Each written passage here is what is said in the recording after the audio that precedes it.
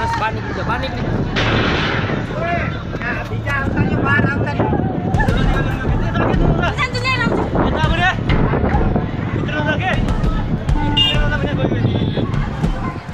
પાંચેક મિનિટમાં તો આગ બહુ એનું વિકરાળ સ્વરૂપ ધારણ કરી લીધું હતું આગનું. પછી થોડીક વાર પછી અમે જોયું ત્યાં સબસ્ટેશન હતું, ત્યાં શોર્ટ સર્કિટ થઈ રહ્યું હતું. શોર્ટ સર્કિટ થઈ રહ્યું તો અમે ફટાફટ 2 જણા ટીઆરપીનો એક સ્ટાફ અને 2 જણા થઈ અને અમે ઘોડો પાડી નાખ્યો. કેટલા લોકો ત્યાં હતા હાજર ઓફિસમાં? કેટલા લોકોને ચા આપી? મેં 50 જણા આસપાસ 50 જણા. એટલા બધા લોકો ત્યાં હાજર હતા? અને એટલા લોકો રોજ હાજર હોય છે કે એ દિવસે? એ દિવસે જ હતા. 5:30 વાગ્યા છે. હું બહાર નીકળો ને ત્યાં જોયું તા તો સામે આગ લાગી રહી હતી. પછી જે 3 જણા ત્યાં લટકતા હતા એને ફટાફટ અમે કીધું કે ભાઈ તમે કૂદી જાઓ, નહીંતર પછી આગ તમને ત્યાં ઝપટમાં લઈ લેશે. એ દિવસે તો બહુ અઘરું જ હતું. હું જોઈને બહાર નીકળી ગયો. એટલે ત્યાંથી બધાને અમે બહાર કાઢતા હતા. પછી તો આગનું એટલું વિકરાટ સ્વરૂપ હતું કે ભાઈ અંદર જવાય એવું નહોતું. વેલ્ડિંગ કામ ને બધું ત્યારે બીજો માળ કે પહેલો માળ બનતો હતો ત્યારે અમે એને ચા દેવા જતા. ધુવાણો એટલો હતો કે મને કોઈનો અવાજ જ નહોતો. એટલા એ બધા એમ કે 25 જણા 30 જણા અત્યારે એમાં મૃત્યુ પામ્યા છે, પણ એ કોઈનો અવાજ જ નહોતો આવતો. અને એ અફરાતફરીમાં એટલા બચાવવામાં બધાને બચાવવામાં ને કહેવામાં કે અહીંયાથી ભાગી જાઓ તમે, એ કહેવામાં કોઈને ભાન જ નહોતું કે એમ્બ્યુલન્સ ફોન કરીએ આપણે ફાયર બ્રિગેડને. મને એવું લાગે કે એ એના ધુવાણાને લીધે ગુંગળાઈના જે લોકોનું મૃત્યુ થઈ ગયું છે, મને એવું લાગે છે. કેમ કે નકર તો સામાન્ય કોઈ બાળકો બધા ચિલ્લાવતા હોય, રાયડું પાડતા હોય બચાવો, પણ આ કોઈનો અવાજ જ નહોતો આવતો. 5:30 હું અહીંથી એક ફોન આવ્યો ને તો હું ત્યાં ગોડાઉનમાં ચા દેવા ગયો હતો. 5:35 આગ લાગેલી હતી. પછી આપણે ત્યારે તો એવી બીક જ નીકળી ગઈ હોય કે શું કરવું, આપણે બીવાય અહીંથી ભાગી જવાય. એમ થાય કે લોકોની આપણે મદદ કરી એ જ જરૂરી કે જેમ બને તેમ જેટલા લોકો આપણાથી બચાવી શકાય એટલાને આપણે બચાવી લઈએ. મનમાં તો એ જ હતું. અને એક અફસોસ એ રહી ગયો કે જો આટલા ત્યારે તો મને એ 3 જણાને બચાવ્યો તો મને તો એવું લાગ્યું કે 2 થી 3 જણા એ બચી ગયા અને 2-3 જણા અંદર હલવાઈ ગયા છે. આવો ખ્યાલ નહોતો કે 30 થી 35 જણા હજી હલવાયેલા હશે, નહીતર પછી આપણે ટ્રાય કરત કે ભાઈ બચાવી શકીએ. ટીઆરપી ગેમ ઝોનમાં જે આગ લાગી એ આગને જોનારા અને આખી ઘટના જોનારા પ્રત્યક્ષદર્શીઓ ઘણા બધા છે, પણ સાથે જ એવા ઘણા બધા લોકો છે જેને પોતાના જીવની ફિકર કર્યા વગર એવો ટ્રાય કર્યો કે ત્યાંથી ઘણા બધા લોકોને, ત્યાં ફસાયેલા લોકોને બચાવી શકે. અને એમાંથી જ એક છે મહેશભાઈ ત્યાં ચા આપવા માટે ગયા હશે આજુબાજુના વિસ્તારમાં અને એમને જોયું કે અહીંયા આગ લાગી છે. અને પછી એમના ઘણા બધા વિડીયોઝ પણ અમે જોયા છે કે તમે જેમાં ટ્રાય કરતા હોવ છો કે લોકોને તમે ઉપરથી બોલાવો છો કે તમે કૂદી જાઓ એમ.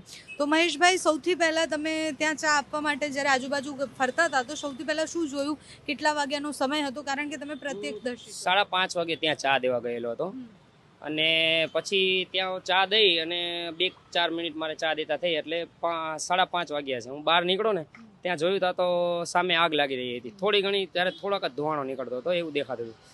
ફટાફટ હું ત્યાં બાઇક લઈને કેટલો અને બાઇક ત્યાં મૂકીને જેવો અંદર ગયો ને તો 5 મિનિટમાં તો આગ બહુ એનું વિકરાળ સ્વરૂપ ધારણ કરી લીધું હતું આગનું. પછી થોડીક વાર પછી અમે જોયું ત્યાં સબસ્ટેશન હતું, ત્યાં શોર્ટ સર્કિટ થઈ રહ્યું હતું. શોર્ટ સર્કિટ થઈ રહ્યું તો અમે ફટાફટ 2 જણા ટીઆરપીનો એક સ્ટાફ અને 2 જણા થઈ અને અમે ઘોડો પાડી નાખ્યો. પછી જે 3 જણા ત્યાં લટકતા હતા એને ફટાફટ અમે કીધું કે ભાઈ તમે કૂદી જાઓ, નહીંતર પછી આગ તમને ત્યાં ઝપટમાં લઈ લેશે.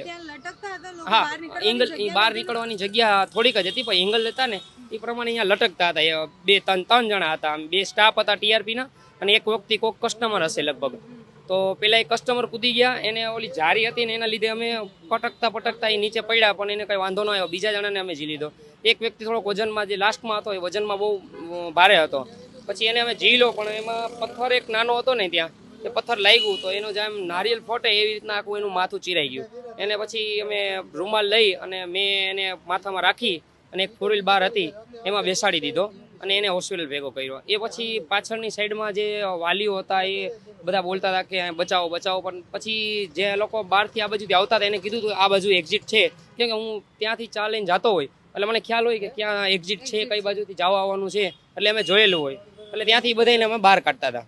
પછી તો આગનું એટલું વિકરાટ સ્વરૂપ હતું કે પછી અંદર જવાય એવું નહોતું.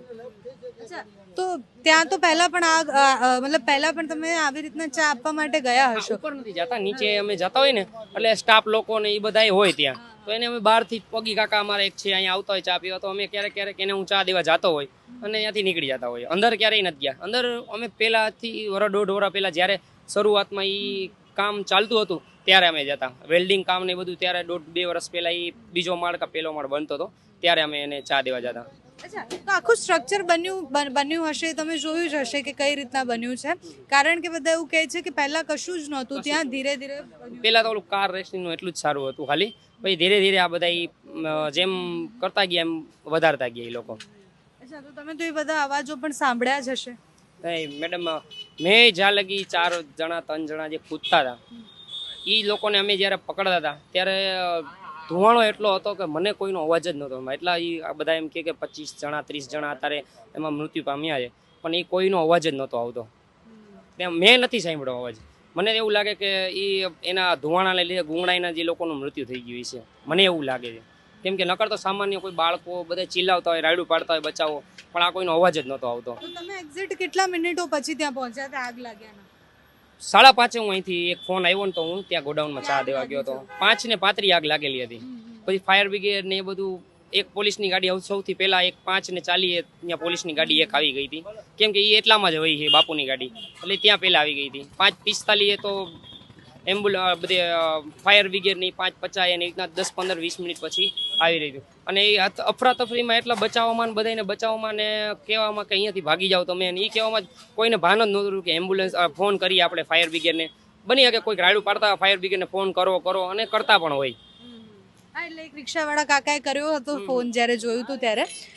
ત્યાં તમે સતત જાતા હો તો તમને ત્યાં કોઈ સેફટી જોઈ હતી? તમે ફાયરથી આગ લાગે તો કોઈ મશીન કે ક્યારેય જોયું? ના, એવું તો મેં ક્યારે એવું નજર પે આપણે ન નાખતા. આપણું તો એક કામ હોય કે આપણે ચા દેવાની, કેટલા માણસો છે, કોને કોને દેવાની છે, ફટાફટ દઈ અને નીકળી જતા હોય છે.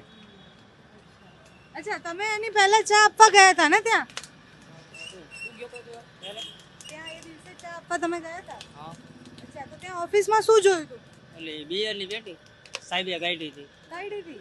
અચ્છા, અને સાહેબ આવી રીતના ત્યાં રાખતા હતા? હા, સાહેબ લઈને આવતા હતા, ગાડીમાં રાખી હતી.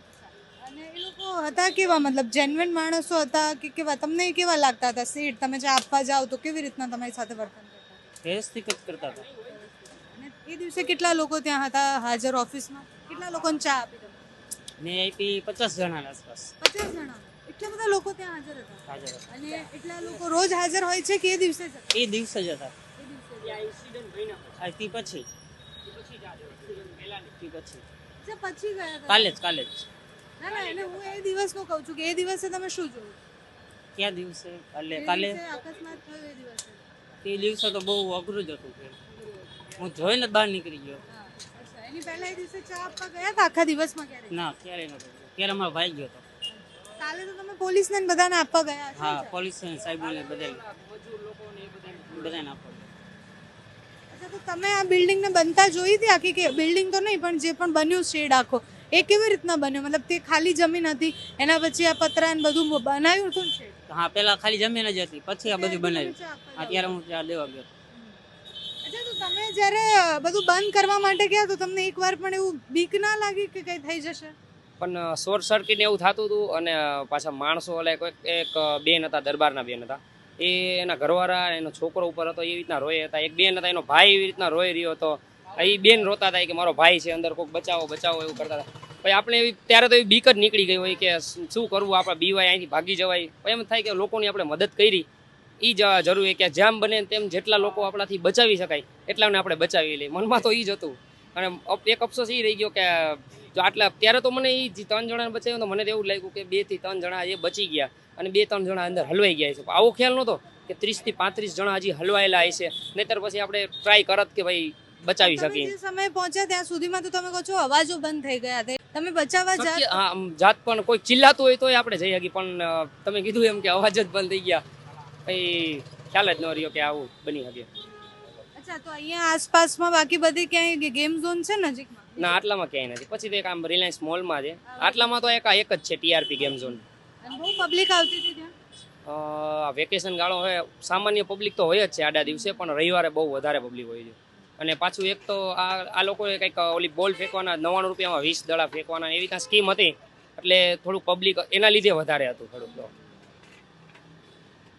એટલે પ્રત્યક્ષદર્શીઓ તો ઘણા બધા છે, પણ જ્યારે અમને એક રિપોર્ટરે જ આમનું સજેશન કર્યું કે અમે એક ભાઈને મળીને આવ્યા છે અને એમને આટલા બધા લોકોને બચાવ્યા છે. અમે એ વિડીયો પણ જોયો હતો, પણ અમને ત્યારે ખબર નહોતી કે તમે જ છો.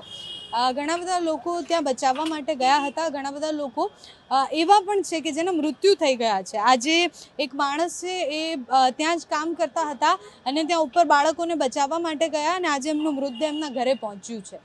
એમને છેલ્લે સુધી એવી આશા હતી કે ત્યાંથી બાળકોને બચાવીને નીચે ઉતારશે અને એમનો પોતાનો પણ જીવ બચાવી શકશે, પણ આગ એટલી ભીષણ હતી કે સેકન્ડોમાં બધું જ તહેસ નહેસ કરી અને સેકન્ડોમાં જ બધું જ બાળી અને 30 જેટલા લોકોના જીવ એમાં ગયા છે, ભૂંજાઈ ગયા છે 30 લોકોના જીવ. હવે સરકાર આગળ શું કરે છે જોવાનું છે, તંત્ર આગળ કઈ રીતની કાર્યવાહી કરે છે જોવાનું છે, પણ આ જે ઘટના બની છે રાજકોટના લોકો તો ક્યારેય નહીં ભૂલાઈ શકે.